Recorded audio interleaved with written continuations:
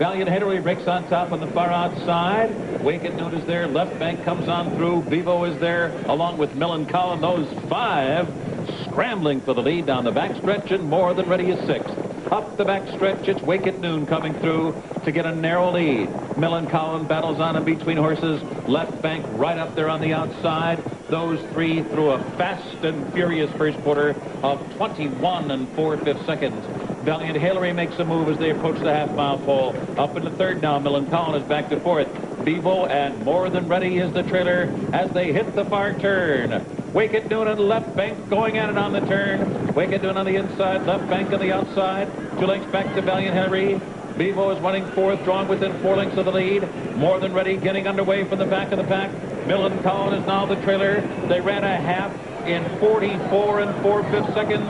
The field turns for home. Left bank, Wicked Noon continue to do battle at the top of the stretch. Farther back, More Than Ready on the far outside is coming with his run now. And then it's Valiant Halory, Millencolin toward the inside, and Bevo. 1 furlong to go. And here's More Than Ready. More Than Ready takes the lead as they come down to the finish, followed by Valiant Halory. More Than Ready sprinting today. 7 furlongs in 1:22 2. Valiant Halory was 2nd. Millencolin came again to be 3rd. Well, More Than Ready just a few weeks ago was the morning line favorite in the Haskell, and you can see Todd Pletcher, the leading trainer here at Saratoga, making his way to the winner's circle. And Todd Pletcher, of course, will bring us impeachment coming up in the Travers a little later, but I think More Than Ready answered a pretty significant question here. He might be better at 7 furlongs than he is at 1 1/16 or 1 1/8, and he's pretty good at those distances because he wins this race despite the kind of trip you'd like to see. Now, the rail at Saratoga has not been good, but on the other hand, you don't want to be 8 wide turning into the stretch either. And that's about the only position that Pat Day could find himself in with a reasonable open lane here turning for home. More Than Ready doesn't want to be that far back early usually, but because of the speed of the others he was, and yet he still kicks strongly, goes by stablemate left bank. And More Than Ready emphatically the winner here of the King's Bishop. Well, he had never won a race past 7 furlongs, and it seems that 7 furlongs is right up his alley as More Than Ready, the winner of today's King's Bishop.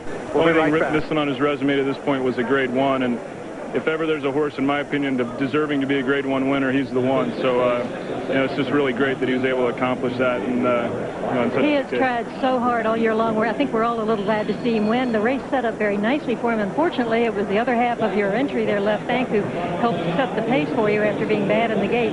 Those 2 go wing-dinging, and your horse just drops right back. Well, left bank, you know, he's a natural front runner, and, you know, he's been sprinting, so obviously he was very sharp. Jerry said in the gate the first time they pressed the button it didn't work, and so by the time they stood in there a little longer than we had hoped, he got a little antsy, and, you know, he left there running, and it was just too quick early for him. But well, it's 44 1, and now there you are on the extreme outside, More Than Ready in the light blue silks with the shadow roll, and he comes smoking. Well, he really flew home. Pat actually told me, and Pat says this a lot, that he thought he pulled the trigger a little too soon. He said, you know, he kind of got to loping a little bit the last part, but it was a big race from him. So happy to see it. Pat never turned his stick over. An easy sort of victory for More Than Ready. Will you keep him short now? We probably will. We'll see what our options are, but, you know, like right now we'd probably think about the Vosburg and the Breeders' Cup Sprint for the next 2. Very good. Congratulations, Todd. Thanks a lot. We'll go back to Jeff Metters. Well, you know, he's a good horse. He's won 7 of 14 lifetime. He is a win away from becoming a millionaire. And it is official, More Than Ready, the winning time there, 1:22.49. Valiant Halory was 2nd. Millencolin from D. Wayne Lucas finished in 3rd place. And the Breeders' Cup Sprint might be a pretty good place for